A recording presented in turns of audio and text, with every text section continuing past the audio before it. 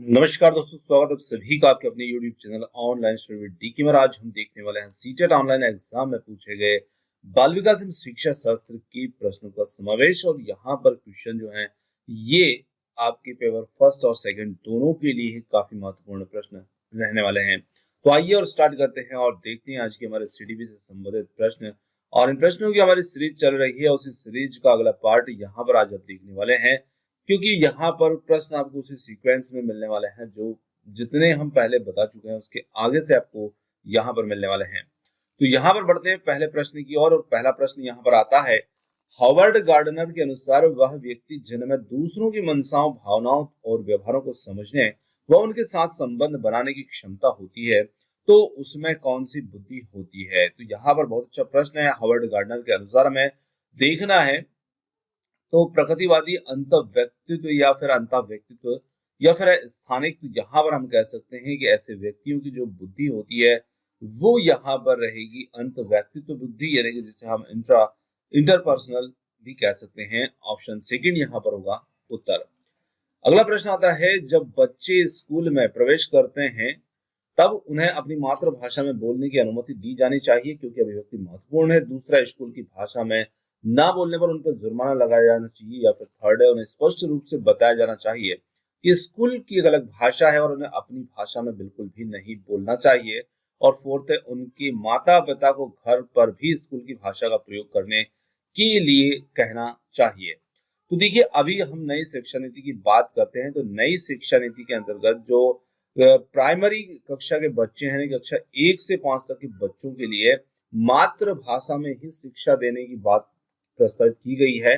तो यहाँ पर हम भी जब बच्चे स्कूल में प्रवेश करते हैं तो वो अपनी प्रारंभिक कक्षाओं में ही रहते हैं, कि प्राइमरी कक्षाओं में ही रहते हैं, तो उन्हें अपनी मातृभाषा में बोलने की अनुमति दी जानी चाहिए क्योंकि अभिव्यक्ति महत्वपूर्ण है ना। बच्चे जब शुरुआत में स्कूल में आते हैं तो वो आते से ही कोई स्कूल की भाषा को नहीं समझने लगते हैं क्योंकि वो उनकी मातृभाषा को लेकर ही विद्यालय आते हैं।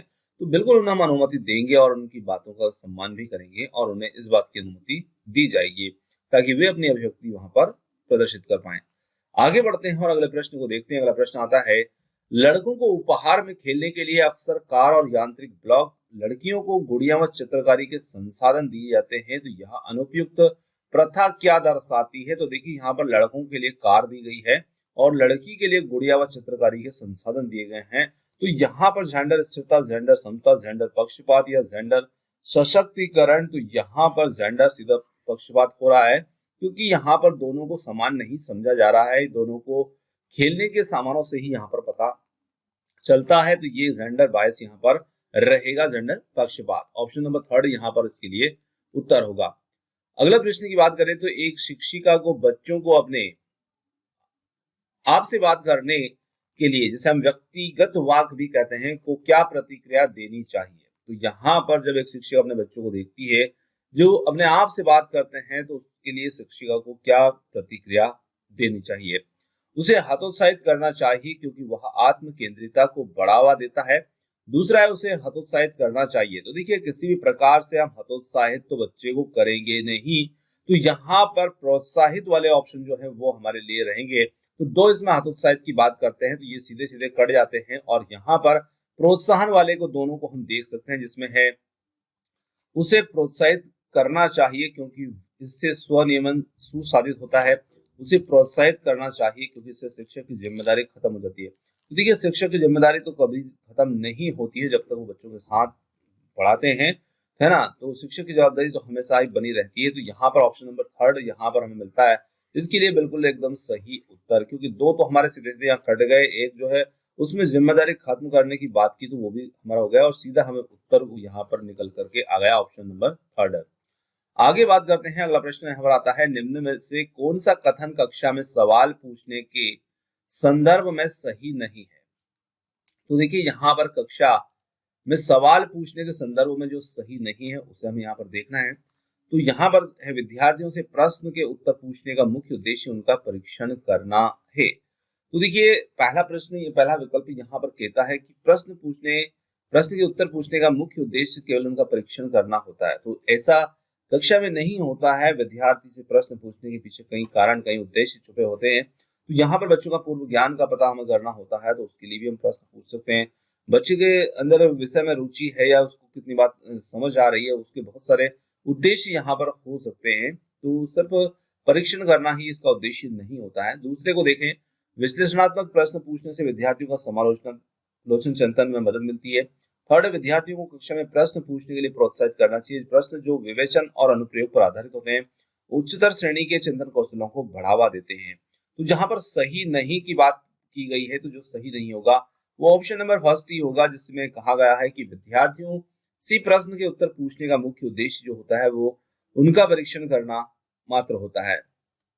आगे बढ़ते हैं, अगला प्रश्न आता है, समावेशी शिक्षा के लिए निम्न में से कौन सहायक है? यहाँ पर है, विद्यार्थियों के बीच प्रतिस्पर्धा की भावना, लचीला पाठ्यक्रम और अनम्य स्कूल कैलेंडर। और या थर्ड है, विद्यार्थियों के आवश्यकता के अनुसार उचित आवास। तो यहाँ पर हम कह सकते हैं उचित समायोजन भी हो सकता है, इसमें उचित समायोजन और सख्त शिक्षक केंद्रित शिक्षा शास्त्र। तो देखिए, समावेशी शिक्षा जो होती है जहां पर सभी बच्चों को, यानी कि कोई दिव्यांग बच्चे हैं या और सामान्य बच्चे हैं, सभी की साथ साथ वहां पर शिक्षा की बात की जाती है समावेशी शिक्षा में। और इसमें विद्यार्थी की आवश्यकता के अनुसार उचित आवास या समायोजन भी हो सकता है। देखिए, आवास का मतलब यहाँ पर क्या रहेगा, तो कोई भी जो दिव्यांग विद्यार्थी जब विद्यालय में आते हैं तो विद्यालय के अंदर उनके लिए जो सुलभ संरचनाएं होनी चाहिए, यानी कि विद्यालय में रैंप की व्यवस्था होना चाहिए, बच्चों को आने जाने के लिए इसी प्रकार की कोई परेशानी ना हो, है ना। वो किसी अपने ट्राइसिकल के माध्यम से विद्यालय में आ रहे हैं तो उसके लिए भी उनके लिए उचित आवास का मतलब उचित संरचनाएं यहाँ पर विद्यालय में होना चाहिए, है ना। जिस प्रकार की उस बच्चे को आवश्यकताएं होती है, यानी कि उसकी जो नीड्स होती है उसके अनुसार यहाँ पर उसी संरचना या आवास मिलना चाहिए, है ना, क्योंकि वो बच्चे दिव्यांग होते हैं और उनको आने जाने या किसी प्रकार की परेशानी वहां पर ना हो। तो ये यहाँ पर आवास या कह सकते हैं हम, या संरचना कह सकते हैं, है ना। आगे बढ़िए और आगे बढ़ते हैं अगले प्रश्न की ओर। अगला प्रश्न आता है, निम्नलिखित में से कौन किसी व्यक्ति के हाथ से आंख के तालमेल, संतुलन और शारीरिक निपुणता की क्षमता को प्रभावित करना है? तो देखिए, यहाँ पर किसी व्यक्ति के हाथ से आंख के तालमेल, संतुलन और शारीरिक निपुणता की क्षमता को प्रभावित करना है। गुणज वैफल्य है, पठन वैफल्य है, भाषा वैफल्य है और यहाँ पर है गति समन्वय वैफल्य। तो देखिए, यहाँ पर जो पठन डिस्लेक्सिया है, डिस्कैलकुलिया है और डिस्प्रेक्सिया है और यहाँ पर जो है डिस्प्रेक्सिया है। तो यहाँ पर यदि हम बात करें तो संतुलन, शारीरिक निपुणता की क्षमता को जो प्रभावित करेगा वो यहाँ पर रहेगा ऑप्शन नंबर 4, जो कि होगा गति समन्वय वैफल्य, जिसे हम डिस्प्रेक्सिया के नाम से भी जानते हैं और ये डिस्प्रेक्सिया भी कहलाता है। तो ऑप्शन 4 यहाँ पर इस प्रश्न का उत्तर होगा। अगला प्रश्न आता है, उन विद्यार्थियों के सफल समावेशन के लिए जिन्हें दृष्टि बाधिता है, एक शिक्षिका को क्या करना चाहिए? देखिए, विद्यार्थी यहाँ पर दृष्टि बाधित हैं और उनके लिए शिक्षिका को क्या करना चाहिए? आसपास की चित्र रूपी सामग्री में मौखिक स्पष्टीकरण जोड़े, इन विद्यार्थियों को हस्तलिखित नोट्स दें, विषय वस्तु को पढ़ने के लिए केवल ब्लैक बोर्ड का प्रयोग करें या उन्हें स्कूल में एक अलग संकाय में दाखिला दें। तो यहाँ पर हम कर सकते हैं, आसपास की जो चित्र रूपी सामग्री है उसमें मौखिक स्पष्टीकरण जोड़े, यानी कि बच्चे दृष्टिबाधित हैं तो उनको चित्र से यहाँ पर कोई मतलब नहीं रहेगा, तो उसमें हम कुछ मौखिक स्पष्टीकरण उन चित्रों के बारे में वहां पर जोड़ सकते हैं। तो पहला विकल्प यहाँ पर रहेगा इस प्रश्न के लिए उत्तर, और ये समावेशी शिक्षा की और यहाँ पर इशारा करता है ये विकल्प। आगे देखें, अगला प्रश्न आता है, जनजाति समुदाय के विद्यार्थियों के सफल समावेश के लिए एक शिक्षिका को निम्न में से किससे बचना चाहिए? तो यहाँ पर है, उनके दैनिक जीवन और परिवेश से उदाहरणों को शामिल करना, उनके सामाजिक सांस्कृतिक संदर्भ को महत्व और सम्मान देना। थर्ड है, पाठ्यक्रम में उनकी संस्कृति में प्रचलित लोकगीतों और गीतों को शामिल करना। फोर्थ है, उन संप्रतियों को पढ़ाना जो उनके जीवन के लिए पूरी तरह अप्रासंगिक है। तो देखिए, यहाँ पर किससे बचना चाहिए, मतलब जो नहीं करना चाहिए, वो यहाँ पर रहेगा ऑप्शन नंबर 4, जो कि है उन संप्रतियों को पढ़ाना जो जीवन के लिए पूरी तरह अप्रासंगिक होंगे। ऑप्शन 4 यहाँ पर होगा और इससे शिक्षिका को बचना चाहिए। अगला प्रश्न आता है, यहाँ पर निम्नलिखित में से कौन सा विकल्प दी गई दिव्यांगता और संबंधित विद्यार्थी के समावेशन हेतु यथोचित संयोजन रणनीति का सही युग्म है? ध्यानहीनता, अति क्रियाशीलता, विकार जिसे हम लंबी अवधि की फिल्म दिखाएं, या फिर स्वालीनता, जितना हो सके एक ही समय सारणी या दिनचर्या, पठन वैफल्य, जटिल गणना पर आधारित प्रश्न दें और वाक्वादिता यानी कि मूल्यांकन के केवल मौखिक रूप से स्वीकार मूल्यांकन का की केवल मौखिक रूप को स्वीकार करें। तो यहाँ पर जो समावेशन के लिए यथोचित संयोजन रणनीति का सही युग्म होगा वो होगा यहाँ पर ऑप्शन नंबर 2, स्वालीनता, जितना हो सके एक ही समय सारणी या दिनचर्या, ऑप्शन सेकेंड इसमें सही युग्म रहेगा। अगला हमारा प्रश्न आता है अभिकथन का और इसमें है एक बच्चा 11 महीने में चलना सीखता है जबकि दूसरा 15 महीने में चलना सीखता है। कारण यहाँ पर बताया है कि व्यक्तियों में विकास भिन्न भिन्न दरों पर होता है। तो क्या यहाँ पर ए और आर दोनों सही हैं या ए आर यहाँ पर सही व्याख्या करता है ए की, और ए आर दोनों सही लेकिन आर व्याख्या नहीं कर पा रहा ए की, और ए सही लेकिन आर गलत, और दोनों ही यहाँ पर गलत हैं। तो इसमें हमारा उत्तर यहाँ पर रहेगा ए और आर दोनों सही हैं और आर सही व्याख्या करता है यहाँ पर ए की, क्योंकि व्यक्तियों में विकास की भिन्न भिन्न दरें हो सकती है। कोई 11 महीने में, कोई 15 महीने में, कोई 13 महीने में, अलग अलग महीनों में बच्चे यहाँ पर चलना सीख सकते हैं। तो बिल्कुल यहाँ पर पहला विकल्प उत्तर होगा। अगला प्रश्न आता है विकास निम्न में से किस पर निर्भर करता है? अनुवांशिक बनावट, भौतिक वातावरण, सामाजिक सांस्कृतिक कारक। तो यहाँ पर देखिए वातावरण का मतलब जो पर्यावरण होता है उसके आसपास का, उस पर भी डिपेंड करेगा, अनुवांशिक बनावट पर भी करेगा, और कुछ सांस्कृतिक सामाजिक कारक भी उससे प्रभावित करेंगे। तो यहाँ पर हम कह सकते हैं कि इसमें 1 2 3 यानी कि तीनों ही इसमें उत्तर रहेंगे। फर्स्ट सेकंड थर्ड यहाँ पर इसमें उत्तर रहेगा। तो यहाँ पर उत्तर बन जाता है ऑप्शन नंबर 4 जो कि होगा 1 2 3 के रूप में। किस अवस्था में प्रतीकात्मक खेल बढ़ता है तथा संज्ञानात्मक विकास को समर्थन देता है? तो यहाँ पर शैशवावस्था, प्रारंभिक बाल्यावस्था और मध्य बाल्यावस्था है और किशोर अवस्था है। तो यहाँ पर हम कह सकते हैं कि जो प्रारंभिक बाल्यावस्था होती है, जो कि अर्ली चाइल्डहुड होता है, उसमें प्रतीकात्मक खेल बढ़ता है और संज्ञानात्मक विकास को समर्थन देता है। ऑप्शन सेकेंड होगा इसमें उत्तर। निम्न में से बच्चों के प्राथमिक सामाजिकरण की संस्था कौन सी है? यहाँ पर किताबें और पत्रिकाएं, मीडिया, धार्मिक संस्थान, परिवार। तो देखिए बात अक्सर इसमें प्राथमिक और द्वितीयक सामाजिकरण एजेंसी की जाती है या संस्थाओं की जाती है। तो प्राथमिक की बात की जाए तो घर परिवार सबसे पहले होता है, तो परिवार ही इसमें हमारा उत्तर हो जाएगा। बाकी स्कूल विद्यालय जो होते हैं ये हमारे द्वितीयक एजेंसी के रूप में होते हैं, है ना। तो घर परिवार जो होता है और पड़ोस होता है वो हमारा प्राथमिक के रूप में आता है। चलिए, एक 5 वर्ष की बच्ची कहती है यह तर्क करने में विफल रहती है जब पानी को एक लंबे और संकीर्ण ग्लास से चौड़े बर्तन में स्थानांतरित किया जाता है तो पानी की मात्रा समान रहती है। पियाजे के अनुसार इसका क्या कारण है? वह प्रतिवर्ती सोच नहीं रखती है, वह लक्ष्य निर्देशित व्यवहार नहीं कर सकती, वह प्रतीकों का इस्तेमाल नहीं कर सकती, वह नकल नहीं कर सकती। तो यहाँ पर हम कह सकते हैं कि बच्ची जो है पियाजे के अनुसार इसका क्या कारण है, वह प्रतिवर्ती सोच जो है वो नहीं रखती। तो ऑप्शन फर्स्ट जो होगा यहाँ पर इसके लिए उत्तर होगा। आगे देखिए तो अगला प्रश्न आता है लेव वाइगोत्स्की, ये लेख प्रायोगिक लिखा है। यहाँ पर है लेव वाइगोत्स्की के सिद्धांत के अनुसार हमारी संज्ञानात्मक संरचनाओं की बनावट व हमारी संज्ञानात्मक प्रक्रियाओं में बदलाव किसके द्वारा होता है? इनाम, सांस्कृतिक उपकरण, स्कीमा या फिर है संज्ञानात्मक द्वंद्व। देखिए तो यहाँ पर लेव वाइगोत्स्की के सिद्धांत के अनुसार हमारे संज्ञानात्मक संरचनाओं की बनावट व संज्ञानात्मक प्रक्रियाओं में बदलाव जो होता है वो हमारे सांस्कृतिक उपकरणों के माध्यम से होता है, इनके द्वारा होता है, जो हमारे कल्चरल टूल्स होते हैं इनके माध्यम से होता है। ऑप्शन सेकंड बनेगा इसमें उत्तर।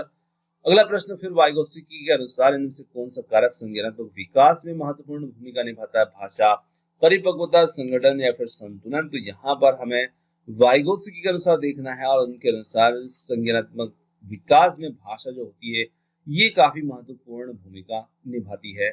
ऑप्शन फर्स्ट होगा यहाँ पर लैंग्वेज, भाषा। समूह में चर्चा करना और सकारात्मक शिक्षक छात्र संबंध किस कक्षा की विशेषता रहेगी? तो देखिए समूह में चर्चा करना और सकारात्मक शिक्षक छात्र का संबंध है तो ये यहाँ पर सीधे सीधे डिपेंड करेगी प्रगतिशील कक्षा की और इशारा करेगी। ये कक्षा की विशेषता जो होती है ये प्रगतिशील कक्ष की विशेषता होती है, प्रोग्रेसिव क्लासरूम की ये क्वालिटी होती है ना। तो ऑप्शन फर्स्ट यहाँ पर इसके लिए उत्तर होगा। आगे देखें तो बाल केंद्रित कक्षा कक्ष में विद्यार्थी अपने स्वयं के सीखने में ज्यादा भूमिका नहीं रखते, ज्ञान के सक्रिय निर्माता हैं और कोरी पट्टी के रूप में देखे जा सकते हैं, निष्क्रिय रूप से शिक्षकों का अनुकरण और अनुसरण करते हैं। तो यहाँ पर हम कह सकते हैं कि बाल केंद्रित कक्षा कक्ष जो होता है वहां पर बच्चे जो होते हैं वो ज्ञान के सक्रिय निर्माता के रूप में देखे जा सकते हैं। तो यहाँ पर ऑप्शन सेकंड जो होगा वो हमारा उत्तर होगा। कोहलबर्ग के किस चरण में व्यक्ति तर्क करते हैं, सही कार्यवाही विवेक से स्वच्छ चुने हुए नैतिक सिद्धांतों के द्वारा परिभाषित की जा सकती है। एक अच्छा लड़का अच्छी लड़की अभिविन्यास, सामाजिक अनुबंध अभिविन्यास या फिर सामाजिक व्यवस्था बनाने का अभिविन्यास, सार्वभौमिक नैतिक सिद्धांत अभिविन्यास। तो देखिए कोहलबर्ग के हम जो चरण बताए हैं उन्होंने अपने सिद्धांत के, उसमें व्यक्ति तर्क करते हैं और सही कार्यवाही विवेक के स्व चुने हुए नैतिक सिद्धांतों द्वारा परिभाषित की सकती है। तो वो सार्वभौमिक नैतिक सिद्धांत अभिविन्यास यहाँ पर रहेगा। ऑप्शन नंबर 4 जो होगा यूनिवर्सल एथिकल प्रिंसिपल के रूप में, ऑप्शन नंबर 4। अभिकथन दिया है यहाँ पर अगले प्रश्न में, शिक्षकों को निर्णय लेने में विद्यार्थियों को शामिल करना चाहिए और कक्षा में सक्रिय भागीदारी को प्रोत्साहित करना चाहिए। कारण यहाँ पर अधिगम शिक्षक द्वारा विद्यार्थी को सीधे स्थानांतरित किया जाता है। यहाँ पर हमें देखना है इसके लिए सही विकल्प का चयन। तो देखिए यदि हम देखें तो क्या ए और आर दोनों सही है या आर सही व्याख्या करता है। ए की ए आर दोनों सही लेकिन आर व्याख्या नहीं करता है। ए की ए सही लेकिन आर गलत है, या फिर दोनों गलत हैं। तो देखिए यहाँ पर यदि हम देखें तो शिक्षक को निर्णय लेने में विद्यार्थियों को शामिल करना चाहिए और सक्रिय भागीदारी को प्रोत्साहित करना चाहिए। तो ये कथन हमारा बिल्कुल सही है, क्योंकि बच्चों को हमें सक्रिय भी करना है, उनकी भागीदारी को भी सम्मिलित उसमें करना है, निर्णय लेने में भी शामिल करना है। इन सब बातों में बच्चों को यहाँ पर हमें सक्रिय रखना है।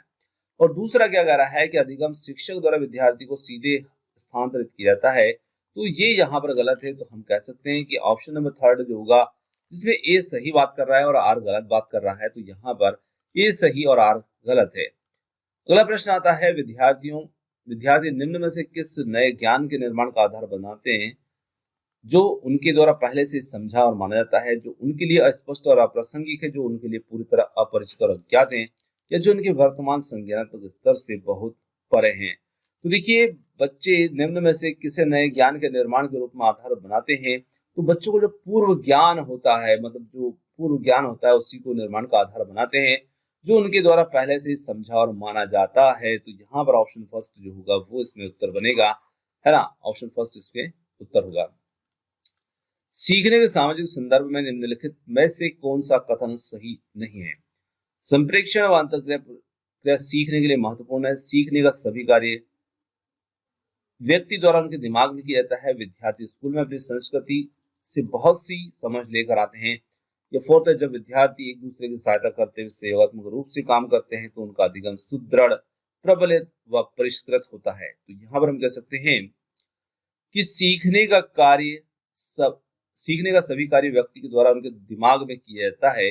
ये कथन यहाँ पर सही नहीं होगा सीखने के सामाजिक संदर्भ में। तो ऑप्शन सेकेंड इसमें होगा उत्तर। आगे बढ़ते हैं और अगले प्रश्न की बात करें, निम्न में से कौन सा कारक विद्यार्थी की असफलता के लिए जिम्मेदार है। तो देखिए असफलता की बात की गई है, तो यहाँ पर असंदर्भित पाठ्यक्रम में विषय वस्तु को प्रस्तुत करने के विभिन्न तरीके, विद्यार्थी केंद्रित गतिविधियां और व्यक्तिगत विभिन्नताओं का मान।